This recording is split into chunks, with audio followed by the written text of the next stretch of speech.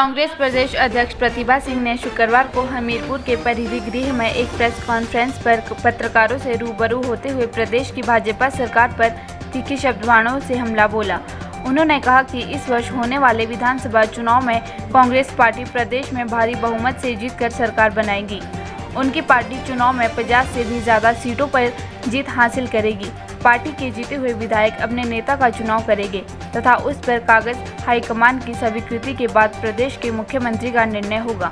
उन्होंने कहा कि मंडी जिला के कमान में IIT कांग्रेस सरकार की ही देन है तथा मेडिकल कॉलेज की योजनाओं को भी कांग्रेस के शासनकाल में ही अमली जामा पहना दिया गया था। उन्होंने आगे कहा कि जब से केंद्र में सांसद थी तो उस समय के केंद्रीय रेल मंत्री लालू प्रसाद यादव से रेल विस्तारीकरण की योजना को मंजूरी दिलाने के लिए उन्होंने कई बैठकों कर सहमति बनाई थी, लेकिन भाजपा सरकार इन सभी मुद्दों पर झूठा श्रेय ले रही है। उन्होंने कहा कि शिविर में उदयपुर में थे जो हमारे पार्टी के आला लोग हैं, श्रीमती सोनिया जी और राहुल जी, प्रियंका जी, उन्होंने खुद इस शिविर का अध्यक्षता की है और जितने भी हमारे हाईकमांड के नेता लोग हैं, पूर्व में रहे मुख्यमंत्री, केंद्र में रहे पूर्व में मंत्री, सभी वहाँ पर थे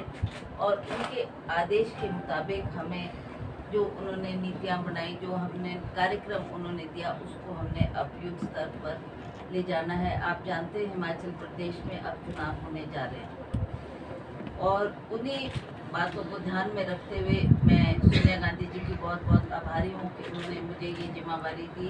बैटल जीतनी है, सबसे पहले तो हम इस युद्ध को लड़ लें, उसमें विजय हो जाए और अपने जितने भी विधायक हैं उनको चुनकर लाएं। वो जब एक हमारे पास ऐसा लगेगा कि मेजॉरिटी इज विद अस, हमने majority of MLAs are with us, we form the government and we are there in a position to form the government. मुख्यमंत्री का चेहरा है, मान के चलें। And just आप मेरे को complete भी करने देना ना sentence. That is not for us to decide कि who is the मुख्यमंत्री.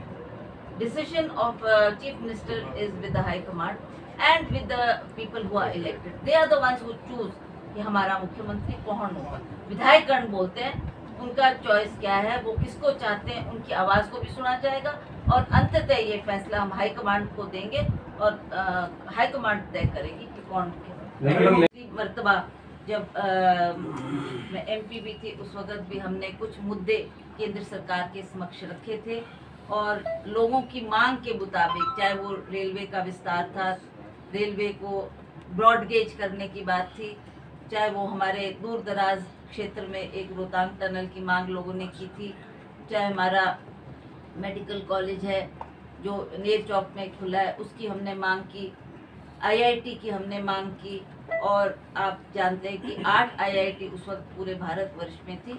9वीं IIT प्रधानमंत्री जी ने हमारे को कमाद क्षेत्र में, मंडी क्षेत्र में वो दी थी, जो कि एक बहुत बड़ा वहाँ पर अब वो इंस्टीट्यूट चल रहा है और हज़ारों बच्चे उसमें शिक्षित हो रहे हैं।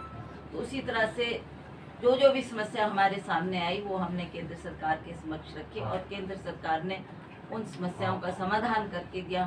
मैं बड़े गर्व के साथ इस बात को कह सकती हूँ कि UPA सरकार के सामने हमने जो भी मांग रखी, हमने कहा था कि आप नेशनल हाईवे यहाँ पर दें। उस वक्त गडकरी जी जब इनकी सरकार बनी तो उन्होंने ये कहा कि हम 69 आपको नेशनल हाईवेज बनाकर देंगे। आपका फैसला के लिए हमीरपुर से संवाददाता रविंद्र कुमार की रिपोर्ट।